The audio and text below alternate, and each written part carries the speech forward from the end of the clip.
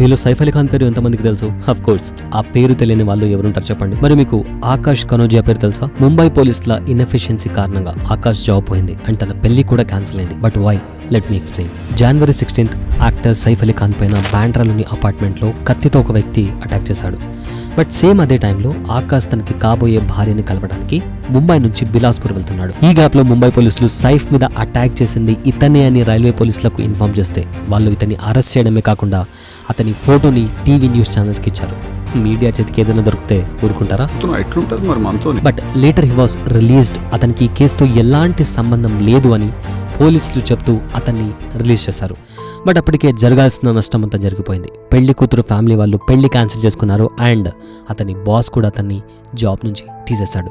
ఆకాష్ జీవితం ఇలా అయిపోవడానికి కారణం పోలీసుల ఇన్ఎఫిషియన్సీ అని ఆకాష్ చెప్తున్నాడు. మరి మీకేమనిపిస్తుందో కామెంట్ చేయండి. ఇలాంటి ఇంట్రెస్టింగ్ న్యూస్ అప్డేట్స్ కోసం చోటా న్యూస్ యాప్ని డౌన్లోడ్ చేయండి.